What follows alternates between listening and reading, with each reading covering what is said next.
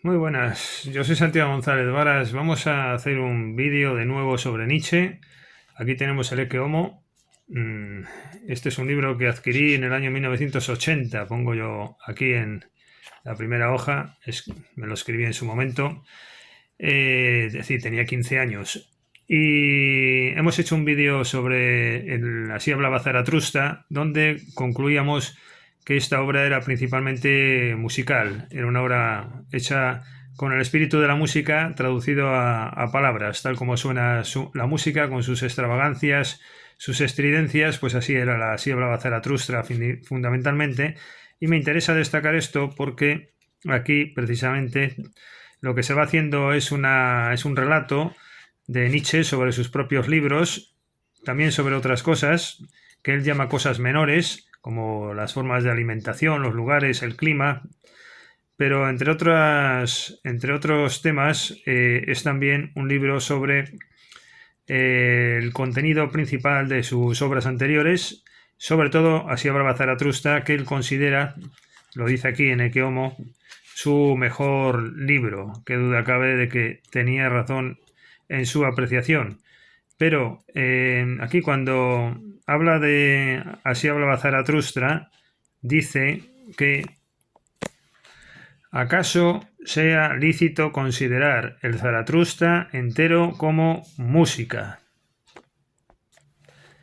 Ciertamente, una de sus condiciones previas fue un renacimiento en el arte de oír. Y aquí Nietzsche nos cuenta seguidamente en este mismo capítulo, la página 93 de esta edición de Alianza, nos cuenta el ambiente musical que rodeó la creación de este libro. Dice, por ejemplo, aquí, descubrí juntamente con mi maestro y amigo Peter Gast, era un gran amigo de Nietzsche, que le usó incluso para escribir alguno de sus libros, también él un renacido, que el Fénix Música pasaba volando a nuestro lado, con un plumaje más ligero y más luminoso del que nunca había exhibido. Por cierto, este es el estilo del libro, esta manera de escribir, estas extravagancias, pero voy a rematar esto de Zaratustra y la música. Sigue diciendo un poco más abajo, porque Nietzsche va cambiando de tema y de discurso según le viene en gana. Y en este mismo contexto de que dice que él es un elefante hembra, volviendo al eterno retorno y a la música, etcétera, pero dice también que el dolor no puede ser considerado como una objeción contra la vida, ¿no? Y dice aquí, es muy bonito esto es muy de la época, también en Leon Blois hay mucha gente lo dice, si ya no te queda ninguna felicidad que darme, bien, aún tienes tu sufrimiento. Bueno, pues en este libro también, aparte del Zaratustra enfocado de esta manera, aunque después habla de otras cosas, habla también del espíritu de la música, que dice en un lugar, a ver si lo encuentro, que su gran confianza como pensador es el conseguir que la música sea rectora de la humanidad en el futuro. Claro, todo esto conectado con el origen de la tragedia nos interesa muchísimo por ciertas obras que yo también he escrito, que no voy aquí a recordar ahora. En un capítulo posterior, después de hablar del Así hablaba Zaratustra desde este punto de vista, he empezado de una manera desordenada, pero es que yo seguir un orden me resulta un poco aburrido y por eso sigo el orden del desorden, generalmente. Bueno, pues entonces pasamos al caso Wagner, después de Así hablaba Zaratustra, pero estamos al final del libro. Y aquí dice, para ser justos con este escrito, es preciso que el destino de la música nos cause el sufrimiento que produce una herida abierta. Yo no he visto cosa más magistral que esto. Es un libro lleno de torpezas, de petulancias, de cosas engreídas, pero de vez en cuando tiene genialidades. Y lo que parecen petulancias terminan siendo también genialidades. Después volveré sobre ello cuando vaya al comienzo del libro, porque ahora estamos en el final. Bueno, pues esto, ¿no? ¿Qué definición? Me recuerda a la definición de los cuartetos las sonatas de Beethoven, que decía Adorno, ¿no? La disonancia del sufrimiento. Bueno, pues esto es algo parecido, ¿no? La música, desde luego, es algo que te causa dolor, cuando la entiendes realmente, ¿no? Pero después es que se contradice, porque después en otro lugar está diciendo que él quiere la música de Dioniso, ¿no?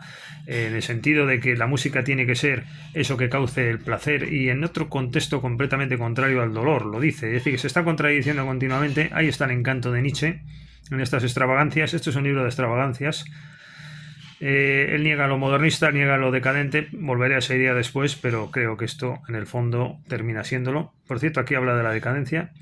Dice, ¿de qué sufro cuando sufro del destino de la música? Vaya frase, ¿no? Hay que repetirla. ¿De qué sufro cuando sufro del destino de la música?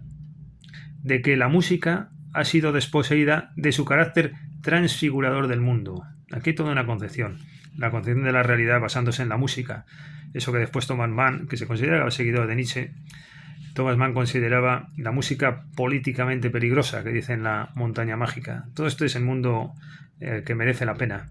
La música traducida no solo a palabras, sino a realidades, a lo social, la música rectora. Eso es el estado de la cultura, lo que hemos perdido en definitiva, ¿no?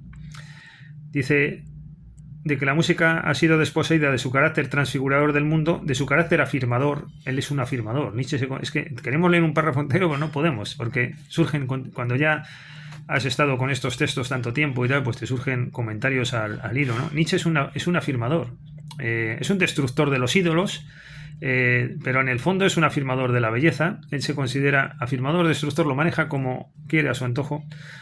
Dice, cuando sufro de esto quiero decir que sufro de que es música de decadencia, de decadence, y ha dejado de ser la flauta de Dioniso. Aquí viene también esto. Pero suponiendo que se sienta de ese modo la causa de la música como causa propia, como historia del sufrimiento propio, se encontrará este escrito lleno de diferencias y sobremanera suave. Se está refiriendo a sus escritos sobre Wagner. Bueno, pues aquí habla de Wagner después. Antes en el libro ha colocado en muy buen lugar a la mujer de Wagner, la única alemana buena, según, bueno, buena no, es que hay que tener cuidado con lo que se dice. Buena lo diría cualquiera, porque es la única que queda en buen lugar, pero como él se asocia con los malvados, esto es como lo de Lautréamont, ¿no? Si estos son los buenos, yo prefiero ser malo, ¿no? Pues esto es parecido.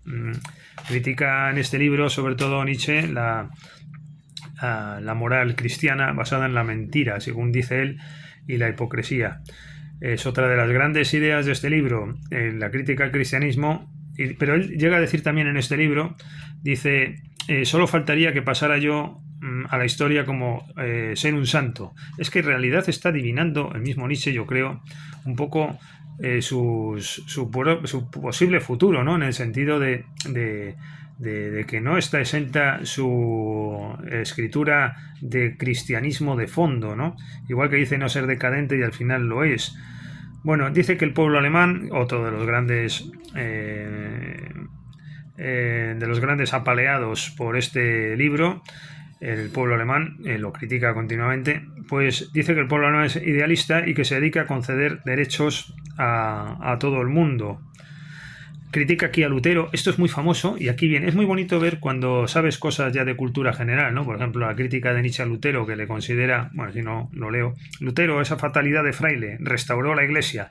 Bueno, esto tan famoso, ¿no? Que critica a Lutero porque cuando ya el cristianismo estaba, como dice la Lozana andaluza, ¿no?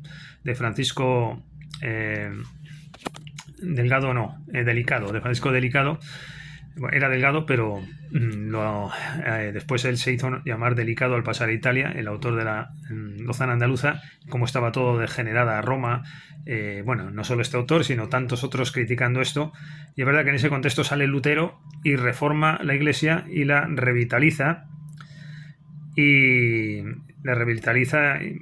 la vuelve a poner en su lugar, ¿no? Curiosamente, porque siempre solemos asociar el luteranismo como un cristianismo un poquito de segundo nivel, ¿no? El cristianismo auténtico es el catolicismo, que duda cabe. Todo esto, pues oye, pues degradado un poco, es un salto al laicismo, ¿no? Pero para Nietzsche, pues viene a ser lo contrario. Siempre él está a la contra, como bien dice aquí también. El espíritu alemán es mi aire viciado, ¿no? Aquí va analizando el idealismo y dice, no soporto esta raza con quien siempre se está en mala compañía. La verdad es que tiene muchos detalles de este estilo. Dice, bueno, en Zaratustra vuelve a él otra vez, dice, en el fondo es un mensaje nuevo, el mensaje del solitario y tal, el del hombre superior. Dice, pero parece religioso, pero nada hay en mí de fundador de una religión. Dice, porque las religiones son asuntos de la plebe. Y aquí es donde dice esta frase tan famosa también. Hay muchas famosas en este libro. Es un libro en ese sentido interesante porque tiene bastantes frases famosas, como esa de Lutero, esta de aquí. Ahora tengo un miedo espantoso de que algún día se me declare santo, y hay alguna también muy famosa que veremos después. Soy el primer hombre decente, dice, porque ha radicado opuesto al descubierto la mentira del cristianismo. Todo esto en el vídeo de Así hablaba Zaratustra ya lo pusimos en su sitio, en el sentido de que es más apariencia que realidad lo que dice Nietzsche, es poesía, es extravagancia. Bueno, él se define a sí mismo, voy ya hacia el final, he empezado por el casi final y voy hacia el final, ese es el orden que estoy siguiendo. ¿Por qué soy un destino? Estamos en este capítulo. Y él se revela contra los buenos, los benévolos, los benéficos, y se define a sí mismo como inmoralista. Aquí en este mismo sitio él se define contrario a la decadencia, que es un síntoma de debilidad, él es lo contrario, quiere liberar al hombre del espíritu de debilidad, porque además es incompatible con una vida ascendente, él se considera elevado. Así empieza el Ekeomo, por cierto. Vamos lanzando mensajes de lo anterior. Empieza el Ekeomo hablando de que él procura un mensaje siempre elevado para espíritus exquisitos, con las manos, no sé qué dice, ¿no? Delicadas y etcétera, etcétera. Bueno, Zaratustra es un amigo de los malvados, ya lo dije esto, que es como Lautréamont, ¿no? Muy de la época. Bueno, pues el ambiente burgués, que era lo bueno, pues estos son lo opuesto. El concepto de Dios, inventado como concepto antitético a la vida, envenenador, nocivo, esto no me voy a detener, porque yo creo que ni el propio Nietzsche se lo creía, pero en el fondo es medio religioso lo que él hace también, aunque sea antirreligioso. Dice que no es decadente, y sin embargo, no sé, lo decadente es lo que está poco próximo de la moral, si no lo contrario. Y después, estos rasgos de extravagancias y de egocentrismo son propios del decadentismo, claramente, ¿no? El egocentrismo, aquí, vamos, es la regla de oro de este libro. Es un libro de un egocéntrico que desprecia al colectivo, que se aísla en su soledad, que es hipersensible y que considera la vida como una obra de arte. Si eso no es el egocentrismo puro y manifiesto, decadente, pues apaga y vámonos, diríamos, ¿no? Pues eso, de todo lo que no me mata me hace más fuerte, esa frase tan famosa de Nietzsche, al menos en este libro está, no sé si en alguno más, pero aquí está, en la página 24, el comienzo. Ahora he empezado por el comienzo, ¿por qué soy tan sabio? Dice que saca ventaja de sus enfermedades, lo que no me mata me hace más fuerte. Bueno, pues él está exento de resentimiento, tiene un espíritu belicoso, estas serían las claves de por qué es tan sabio, y también porque tiene un instinto de limpieza. Mi humanitarismo es una permanente victoria sobre mí mismo. Es curioso porque en otros lugares dice que desprecia al hombre y después ahora se califica como humanitario, ¿no? Todo mi Zaratustra es un ditirambo a la soledad. Es lo que decíamos, el egocentrismo, el decadentismo, que están hermanados a través de ese vínculo. Claramente. Pasa a por qué soy tan inteligente, y aquí habla mal del espíritu alemán, es una indigestión, dice aquí en un lugar. Aquí es donde empieza a hablar del lugar, el clima ideales, los alimentos, que los alemanes no tienen ni idea de comer, y dice también que el concepto supremo del lírico me lo ha proporcionado Henry Heine. Bueno, a su antojo maneja las citas, de vez en cuando sale Wagner, después vuelve al final sobre él, como decíamos.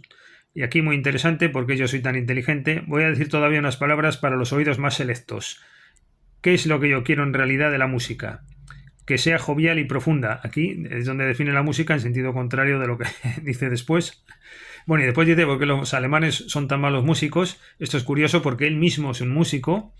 El espíritu alemán, según Thomas Mann y tantos otros, es música pura. Schopenhauer era un pensamiento musical de fondo, expresa escribiendo el espíritu de la música, y en la música encuentra liberación, la voluntad, y sin embargo él ahora dice esto. ¿Y por qué dice esto sabiendo que es lo contrario?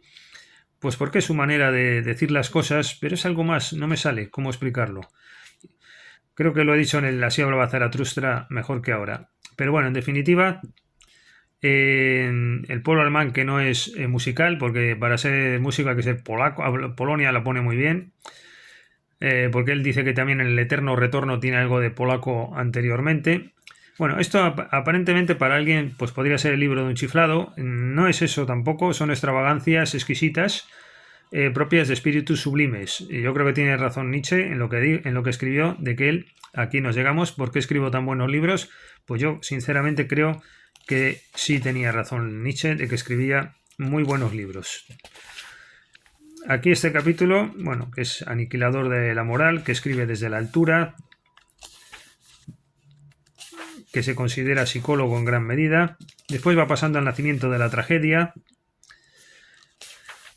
y critica a Schopenhauer. Aquí dice, yo no tengo en definitiva, habla del nacimiento de la tragedia, esta obra importante de Nietzsche, yo no tengo en definitiva motivo alguno para renunciar a la esperanza de un futuro dionisíaco de la música. Esto era una frase buenísima, pero habla de esperanza, fíjense, o fijaos, de un concepto que él en principio no encajaría con. Él se proclama